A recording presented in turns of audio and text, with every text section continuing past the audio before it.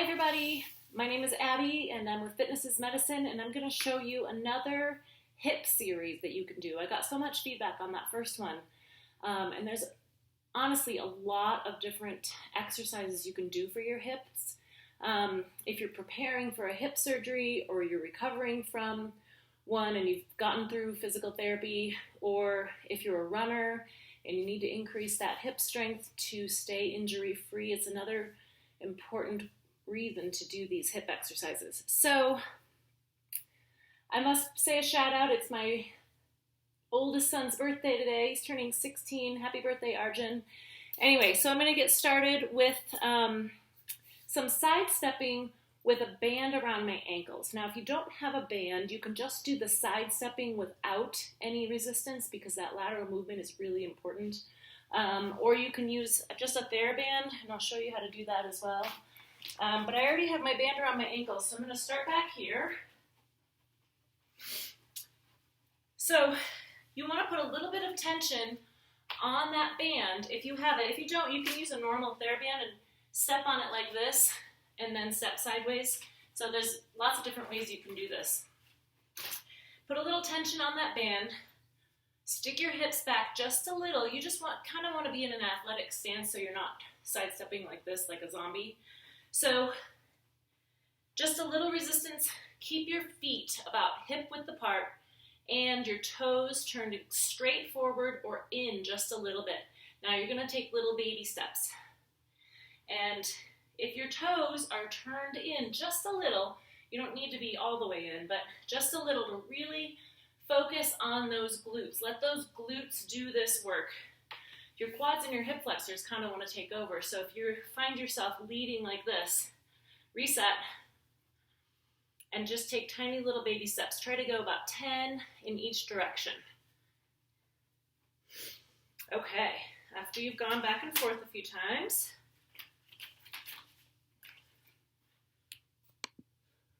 we're just going to do some marches. So just marching in place, releasing those hips, giving them a little break in between exercises. We're going to do a lot of glute work today. These are ones that you can do a few of them a day.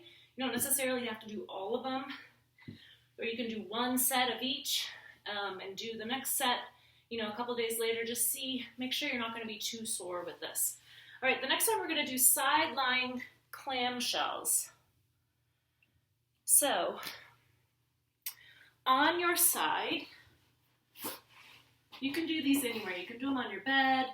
You can do them on the floor, of course. But you want to either put a pillow under your neck or your arm here so that it's not wrenched up like this. It's not good for your neck. So try to keep that head in line with your spine in all of these exercises. So bring your feet up towards your hips, bend your knees, and all you're going to do is open up your knees like a clamshell. So you leave your feet connected and slowly go back and forth. Now notice my hips are staying level, stacked on top of each other. I don't want to open my hips and fall backwards like this. I want to keep my hips stacked on top of each other and really isolate that glute medius. Really isolating that as we do this. So try to do 10 nice and slowly. You can add a band to this. You can use that same band and put it around your knees. But I find, honestly, body weight is just as much of a challenge. And sometimes if you add resistance to this, you can start substituting and not get the full benefit of the exercise. Okay, so we're going to switch sides. Bring those feet up towards your hips. And just nice and easy, very slowly up and down, really isolating that glute right here. You should really feel it burning.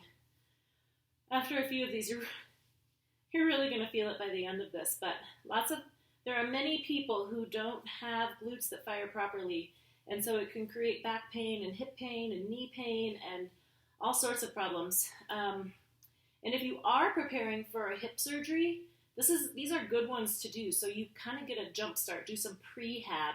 I've been working with a client recently who's preparing for a hip surgery, and I'm trying to get her as strong as she can going into that surgery. So Okay, next, fire hydrants. So we're going to stay down on the mat. I'm going to refresh my screen here to make sure you can see me. Bring this forward. And we're going to go to your hands and knees, and it's just like it sounds, fire hydrant.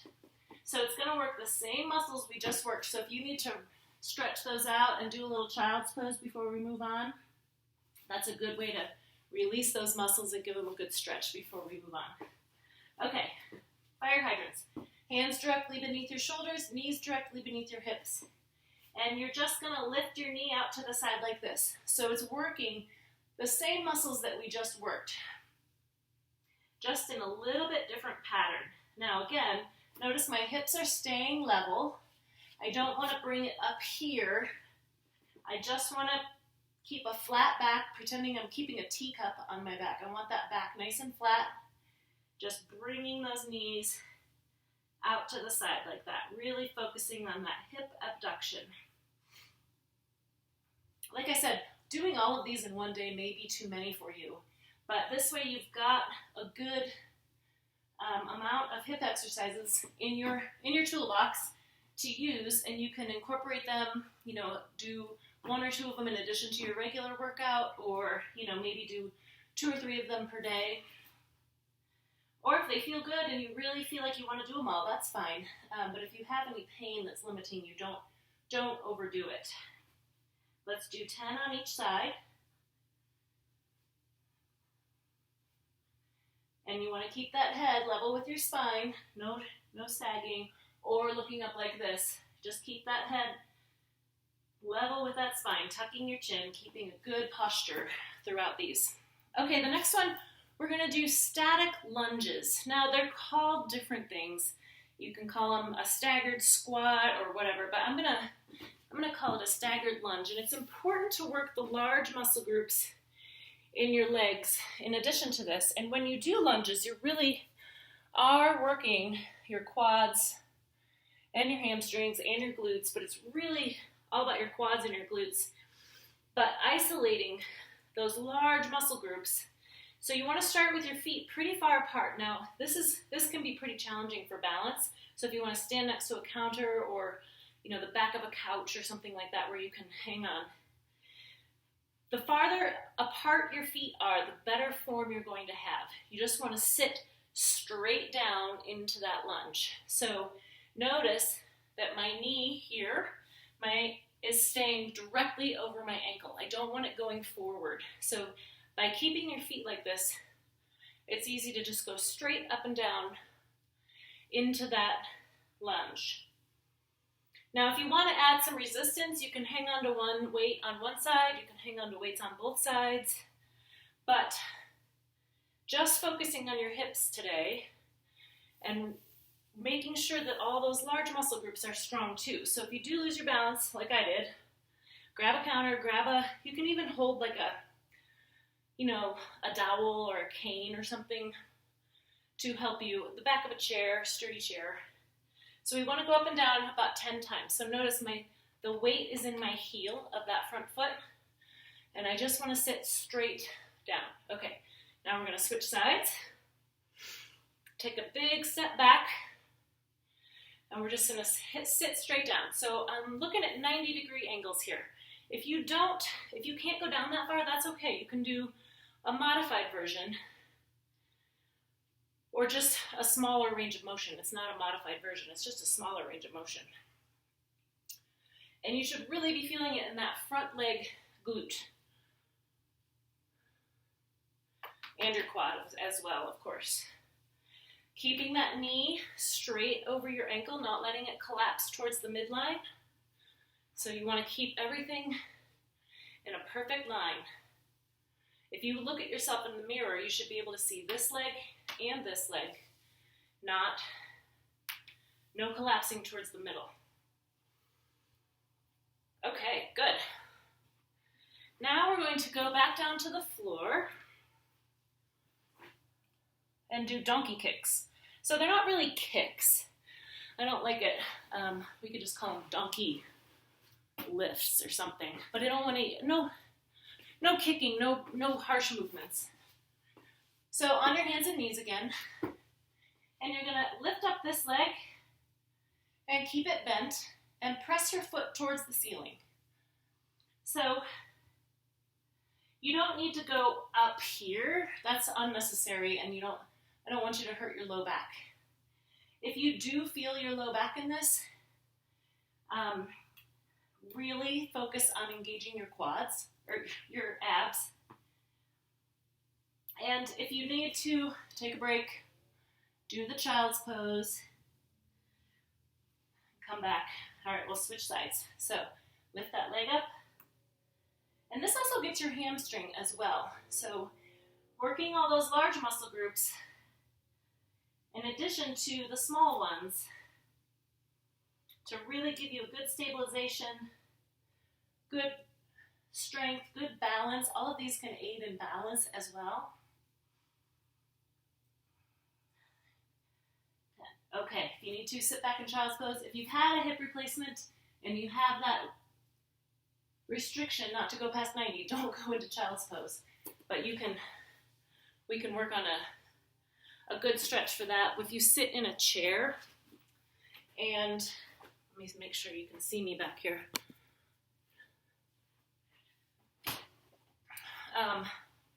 Depending on how far out you are from your surgery, you can't cross your leg over. But if you're a good year or two out from your surgery, you can do this stretch, and this gives a good stretch in that hip. You can go like this, depending on what your restrictions are, and you should know those, so don't follow any of these that go against any of your restrictions that you might have with physical therapy. These are all when you're done with physical therapy and all of your restrictions are lifted. That being said, clam shells, fire hydrants, sidestepping, all of those are really good ones to do no matter what. Okay, next we're gonna lie down on the floor. So I'm gonna get this back down here. And the first video, I showed you a side-lying hip abduction, abduction, so pulling away from the midline. This time I'm gonna show you an adduction. And many of you probably have done these in the past with Jane Fonda workouts and things like that. But you can just kind of bring that leg out just a little bit, or you can do it straight up and down, whatever feels most comfortable to you. I feel like it's more comfortable to bring it out away from my midline just a bit. And keep that foot nice and straight. You can flex that foot, flex that toe, and just slowly lower up and down. Try not to set your leg down because that releases the muscle. So we're really working on your adductors here. So we want to work all planes of motion. So we're working on your hip flexion, extension, abduction, and adduction. So in the first one, I gave you those leg lifts on your back. So that's hip flexion. And you can do those standing too. We're doing this adduction now. You should really feel it right in here. Okay, let's switch sides.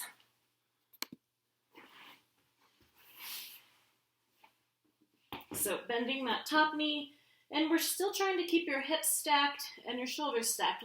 Laying back like this can be really hard on your neck and back. So we want to keep everything else happy as well. We don't want to flare anything else up. Nice and slowly. And it's not a very big movement. Again, you're not lifting it very far. You won't be able to lift it very far, really. These muscles in here aren't very strong generally, so they'll probably fatigue pretty quickly, getting all the way to 10. All right, good. One more. This one's just kind of a cool down and a good way to release your hips if you're feeling really tight or tired, or if you just need a good cool down and a good way to release those hips. We're just going to sit on the ball and do some side to sides and some circles. So if you don't have a ball, you can maybe sit on a chair with a pillow, like a thick pillow that you could kind of do this. A ball is pretty much the best way to do this, but just keeping your Posture high, posture, shoulders back, posture tall, abs contracted, and just lightly back and forth. If you find this is really hard and you're losing your balance, do it next to a sturdy chair or a railing or, the back of a sofa or kitchen counter, something like that. Just slowly back and forth, whatever feels good. And then we're going to move it into circles. So this is when you sit down on a ball, your pelvis can kind of open and relax. So it's a good way, this is also a good way to kind of make your back feel happy. If your low back is hurting, you can kind of do these circles and let it relax. Let those abs take over a little bit and engage and give your back a break. Okay, now we'll go the other way. This range of motion just feels really good. So if you are having any hip pain, you can try this and just see if it helps open things up.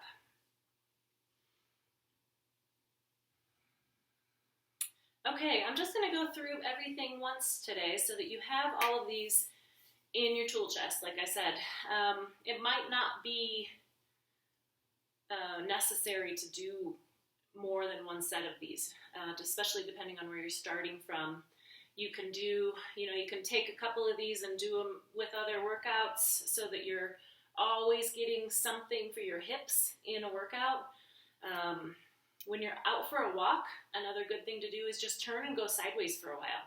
So you don't necessarily have to go, you don't have to cross over. I know that's a no-no, especially early on, but when I'm out for a run, when I'm done, I do lots of sides, back and forth like this. And you can even just stop when you're out for a walk and do some sidestepping like this and just get that other range of motions, that lateral range of motion, and give those hips a break so that those glutes can engage for you and work while you're out for a walk. All right, let me know if you have any questions. And I've got even more hip exercises if you need more than this. But I think with the first one and this one, you should have a lot that you can do that you can find that will work for you. All right, thanks everybody. Don't forget to subscribe to my YouTube page and like my videos if you like what you're seeing. Thank you. Bye-bye.